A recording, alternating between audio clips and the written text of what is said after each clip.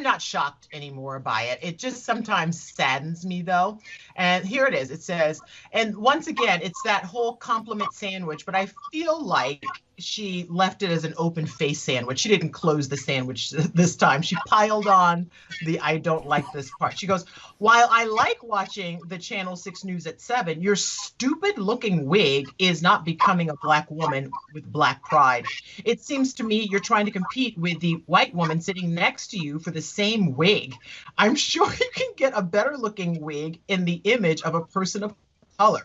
I hope you take this as constructive criticism and do something about it. Okay. Wow. I don't think Constructive it anybody, is. Yeah, right. I don't think anybody thinks I'm white. I don't know. Newsflash, I'm not. I feel like sometimes people project, because I did a Julie Broughton and I went looking for this woman because she has a unique name. So I went looking for her on Facebook, found her because the name is so different, and I would like to send her some of my wigs. But it's just one of those things where don't project that on. I'm fine with how I look. People think like, oh, why don't you wear your natural hair? Because my natural hair is hard to tame and it is like this big and I don't look good.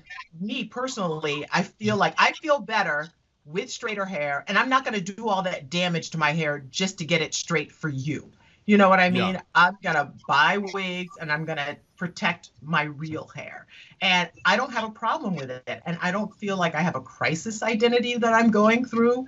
And I am not competing with anyone sitting next to me because I would like to look like Julie Broughton. I mean, who wouldn't? But the reality of the situation is I'm not going to. I would also like to look like Lisa Bell, who also sits next to me.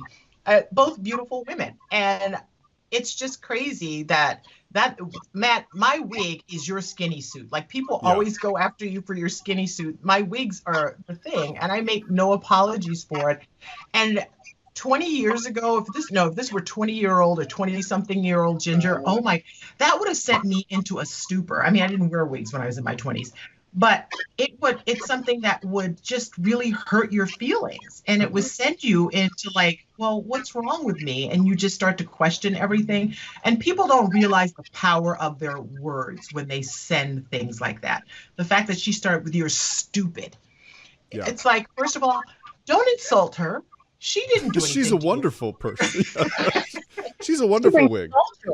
What are you talking about? Well, I would like to say I always think it took me a while to even figure out that wasn't yours. I think you look awesome with whatever you. One time you changed it after you started working here, and I was like, "Wait a minute, how did your hair grow?" How did it grow 6 inches overnight? That is amazing. But no, I think. Then one day you actually wore one of my wigs, Matt. Yeah, I did, but that was on a weekend, and I don't really want to talk about it. So.